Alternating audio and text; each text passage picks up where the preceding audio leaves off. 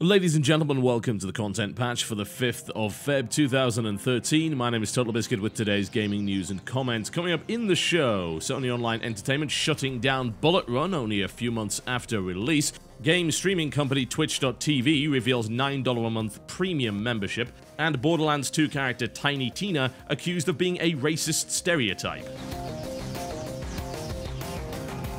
Released mid-2012, the SOE shooter Bullet Run is now facing shutdown in March. Developed by the company Akoni and published by Sony Online Entertainment, the game formerly known as Hedone will be shut down on March 8th, 2013. This game is a free-to-play shooter, and as a result, pretty much everything that you have ever purchased with this game will disappear completely. Those with platinum memberships will be refunded for the remaining months. However, there does not appear to be any plan whatsoever to refund players for the purchase of the virtual items that they will no longer have access to. The official statement reads quite simply: after much review and consideration, Akoni Games and Sony Online Entertainment have mutually made the decision to discontinue development on the free-to-play FPS game Bullet Run. As a result, SOE and Akoni will sunset the game and end all game services for Bullet Run on March 8th, 2013. It really is as simple as that. There is also an FAQ, which will indicate exactly what else is happening with it, but most of it is fairly self-explanatory. Now, there's two parts to this story. One, the business model and the actual game quality of Bullet Run, and secondly, the fact that this brings into fairly sharp focus the reality that when you buy things in free-to-play games, you are only buying them for the duration of the game itself, and some people will not be okay with that. Let's first deal with the actual game itself. Now, I played this in beta when it was still called Hedone, and it suffered from having a great initial concept ruined by being painfully average to moderately bad in every respect. So, when I played the beta, I actually had a chance to talk to Akoni, and I gave them lengthy feedback on this, and I was like, there's a lot of potential here, but lots of things need to be tightened up, and this needs to be changed, and these need to be implemented. There just needs to generally be more in this game in order to make it attractive to people. However, they didn't do that. They released the game, and then the monetization model was criticized by many, and quite frankly, with good reason. So, Bullet Run goes down the standard Call of Duty route of being a game whereby you level up in order to gain new stuff, and there's a progression-based system involved with it. Now, when you implement that into a free-to-play model, it can really go one of two ways. The first being that it's a case of play to win, and that's a term that's used for those people that essentially have to play a lot of the game in order to unlock the weapons, or alternatively you buy those weapons with cash and you can skip that process. This is okay if the weapons end up being side grades. It is not okay if you can directly buy more power in terms of a flat-out better gun that is very difficult to access for those who are not willing to pay. Now, the traditional definition of pay to win is the idea that you can essentially pay money to get a flat boost in power in some way or another, and the meaning's kind of been muddied over the years by people that essentially say that any game that involves buying a weapon is pay to win in and of itself, which is really not true. However, in the case of Bullet Run, it got dangerously close. Now, the reason is that pretty much every gun was better than the default one. Yeah, the MP5, which was the default weapon, was just not as good as the other guns that you could get. So it wasn't actually a side grade at all.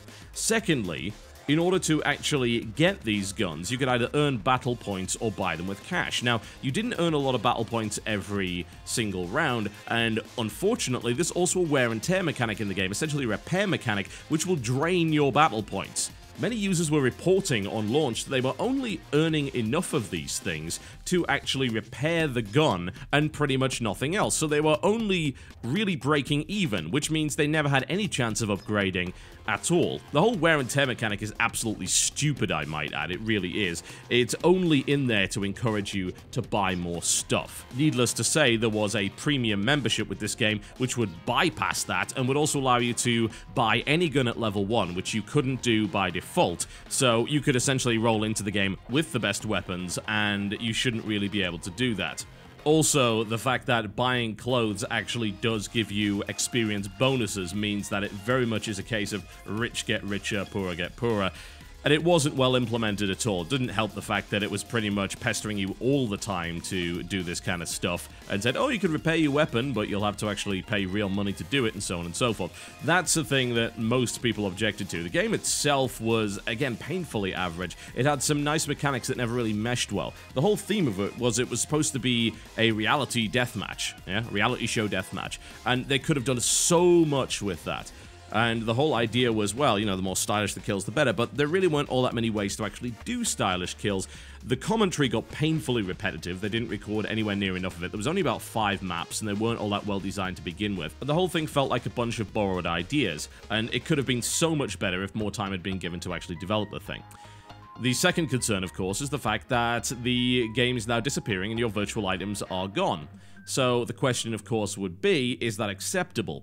And I think the conclusion you've got to draw on that is, well, that's actually a personal choice. It's the same idea behind MMOs. When you subscribe, you're paying money to do so, or when you buy virtual items in a free-to-play MMO, you are paying money to do so, but you don't have the expectation that those items and that money will be refunded when the game actually shuts down. It's different to buying a boxed copy. Now, when it comes to Bullet Run, the whole optional membership thing is kind of silly because it's not an MMO game, and why are you buying the membership? What exactly are you supporting here? The traditional argument was that you're paying money to support these gigantic servers that cost a lot of money, and yet that wasn't really the case with Bullet Run. I think, honestly, it's not going to be too long until we start seeing legislation on this, because I feel that it comes down to reasonable expectations. I don't think that any reasonable person expects that when they pay money for something in a free-to-play online game, that game's going to be around in 20-30 years. That's just completely unrealistic. But what they do expect is the game to be around for a reasonable length of time so they can actually get full use out of their purchase, right? So if a game shuts down so quickly, and this game's been out for less than a year, in fact, it's been out for about 6 months, it's going to shut down next month. So again, it wasn't even out for a year. So what's the expectation? What's the reasonable expectation of that length of service? Ultimately, it very much is a user choice. And if games keep doing this, then you're going to find more and more people that are gun-shy about spending money in them. And rightfully so. If they're not maintaining that level of service for a reasonable length of time, then you shouldn't be risking money on them. That said, if you're not comfortable risking money on items which don't exist, then you shouldn't be spending money in free-to-play games anyway. Speaking of spending money, TwitchTV, which is pretty much now the biggest, some would argue the only good place to stream gaming content on the internet, has revealed a Twitch Turbo program, which consists of a $9 a month subscription. What this will allow you to do is receive ad-free broadcasts as well as a couple of other benefits. What makes this a little bit unique is the fact that streamers will still receive the money they would have received from your ad impression even though you don't actually see the ad. Now, there's been some controversy surrounding this, and I have to, I suppose, explain why, because if you were to look at this from kind of a layman's perspective, this is a good thing for everybody, right? It means you can have an ad-free experience, you can have a couple of different benefits like custom emoticons and badges and things like that. And the streamers still get paid, so everyone's a winner. Not necessarily. So the reason why everyone isn't in fact a winner is the person that really wins from this is Twitch, yeah? They're getting this money. Now you might say, well, they still have to pay the ad impressions. Here's the thing, a single ad impression is worth so little that there is no denomination of currency that would actually represent it. Unless, of course, you're talking about currency from Zimbabwe. Whatever the case, you have a situation where these individual ad impressions really aren't worth all that much. And a $9 subscription to Twitch is worth far more to them than the amount of ads that you would be watching. You would have to quite literally be watching thousands of ads every month to make that amount of money for Twitch that you would have otherwise given them in terms of your $9 a month subscription. So for Twitch, this is really, really good. For streamers, it depends on who you're looking at. For smaller streamers, this is pretty good because that means you've got people that don't want to watch ads and previously used ad blocking software switch to this service and you're still getting the ad impression. It's not a huge amount, but it's something, and something matters quite a lot for smaller streamers. Now, that's assuming, of course, that people switch from ad blocking software. I mean, if you're talking about people that are switching from watching ads to Twitch Turbo, you as a streamer get no benefit, yeah? The net result is exactly the same. They were either going to watch the ad anyway, anyway, or they were going to get the virtual impression, I'm going to call it, from Twitch Turbo, and you're going to get paid for it, so whatever. Those using ad blocking software, some people will change from it, and then the vast majority, I would think, probably won't. It's difficult to convince people to switch away from ad blocking software, just as it's difficult to stop people from pirating different pieces of media. But in reality, what you can do as a provider, a content provider, is provide reasons for people to legitimately purchase the media, right? That's how you fight piracy. You can't fight it with DRM, as we have discussed over the past few years. You fight it by providing a better service than the pirates. Now, when it comes down to free streamed content, this is all supported by ads, and this is relevant to YouTube as well as it is to Twitch. It's also what pretty much all of your favorite websites run on. Without that, those websites wouldn't exist. Without that, the guys that you watch on a daily basis on YouTube wouldn't be able to afford to continue to do this kind of thing full time. So that's always the argument that you've got to present to people. Now, some people will never remove ad blocking software, and okay. If they're not doing that, then there's really not a lot that you as a content provider or a streaming provider can really do. You can implement certain technological features which try and prevent ad blocking software, but really that only works until the ad blocking software actually catches up to it. Now, the way that some services have managed to kind of get around this is to encourage viewer loyalty with things like subscriptions. Now, paid subscriptions are available on Twitch for individual channels, and this allows you to give usually about $5 a month to your chosen channel. Now, Twitch takes about half of that. If you have a lot of subscribers, you get a better cut, but usually it's about 50%. So everything that you give to Twitch for a subscriber fee, expect about half of that to go to the person that you want it to go to. Now, this is good because it allows you to remove ads, but it also gives you a whole bunch of other nice features. For instance, my channel, you can't chat in it without it. And you might think, oh, it's not fair. Well, really, Twitch chat on its own is actually terrible to read. So, really, we put that in there to make it more pleasant for everybody, and it seems to work pretty well. People want to pay $5 to troll the channel and then get banned. Well, that's really up to them, and it's a pretty stupid thing for them to do. Now, the concern among a lot of professional gamers who have these subscription systems in place is that this system sort of trumps that. It undercuts it, as it were. It lets you remove ads across the entire network instead of just one channel, and they are worried that subscriber counts may drop in favor of this thing. Now, Twitch's argument is that most people don't subscribe to remove ads, and I feel actually Twitch are right on this one. You don't do that. Most of the time, if people really want ads gone, they will use ad blocking software. Yes, that screws everybody over, and yes, it sucks for the streamer, it sucks for Twitch, just as it sucks for Google when that happens as well. But there's nothing you can really do to stop that. If people want to do that, that's fine, and as a result, you shouldn't really stress over that. You shouldn't be actively going after people for that. What you should be doing is providing services that make people less likely to do that. You should be engendering loyalty within your customer base, and also being completely flat out honest with them. A lot of people don't want to talk about ad blocking software because they view it as promoting ad blocking software, and I don't blame them for that attitude. I used to have that attitude for a while, but I feel that the best way to deal with this is to be completely open with your audience about where the money comes from and how exactly you're getting paid, and say to them, look, this is the way that the business operates, and this is why I feel that this is reasonable.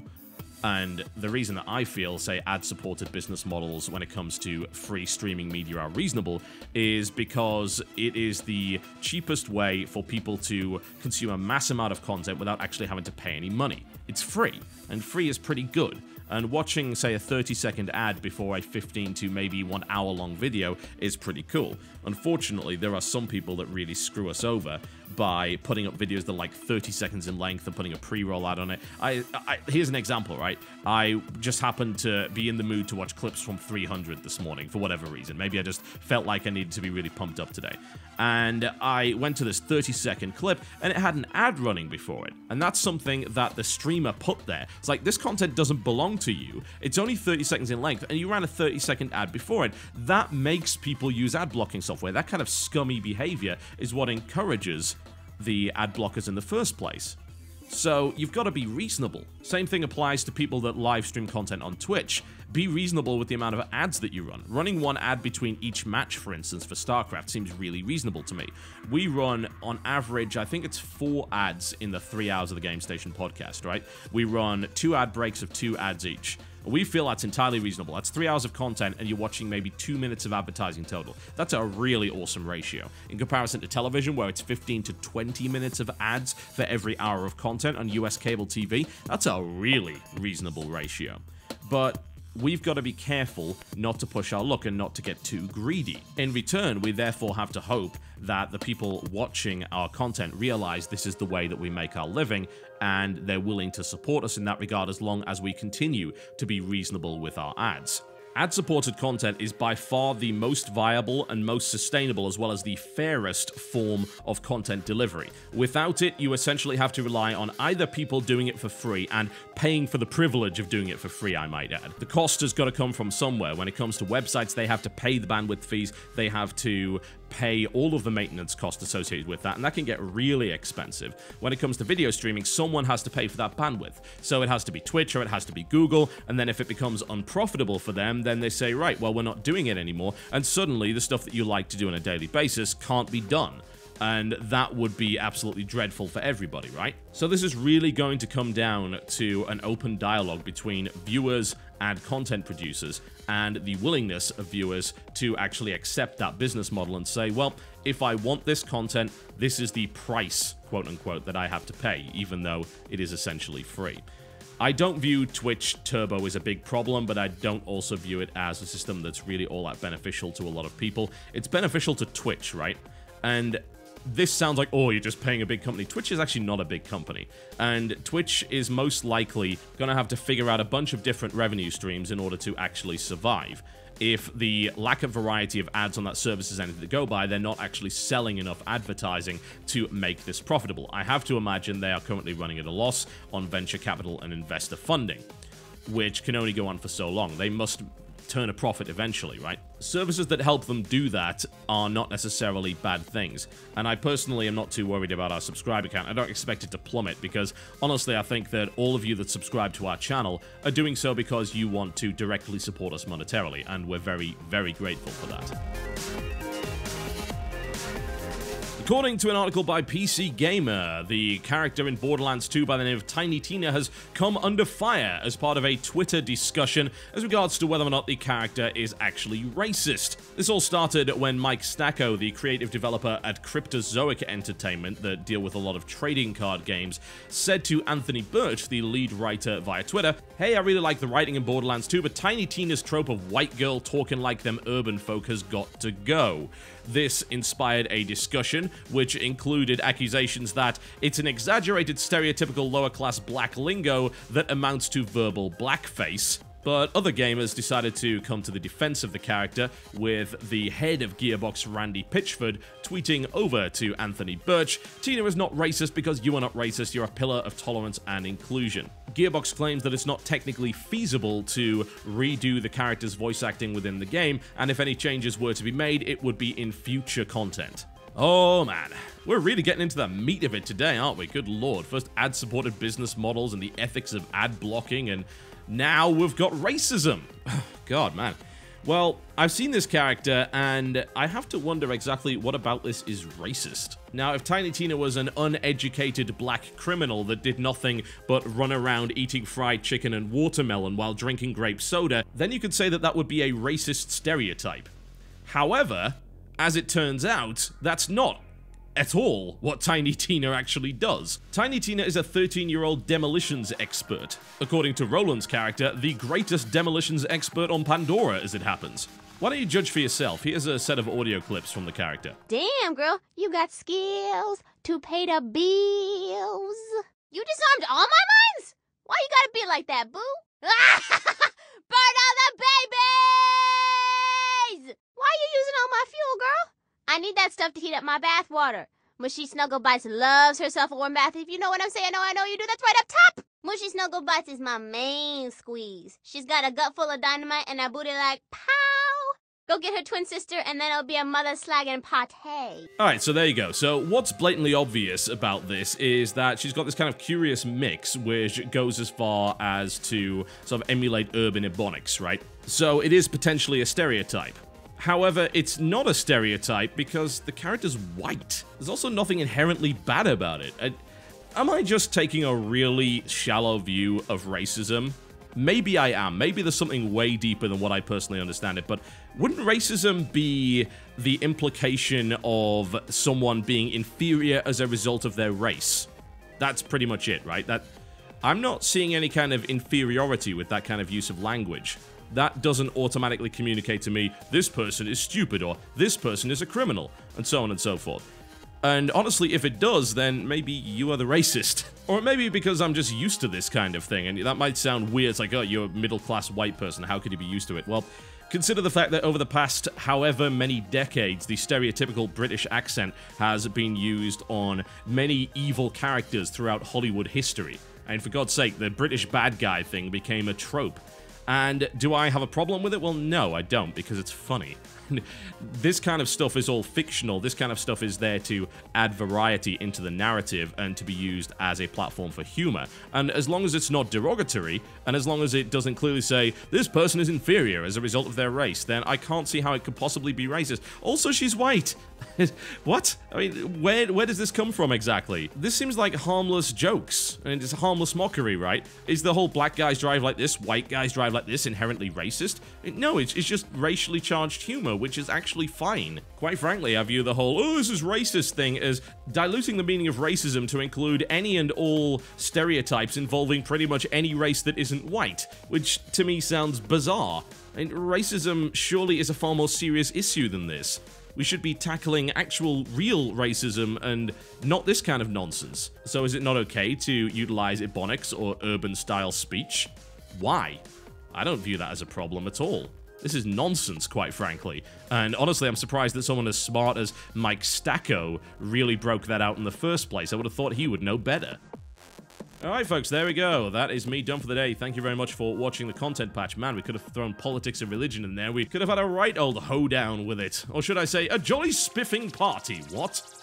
I'll see you next time.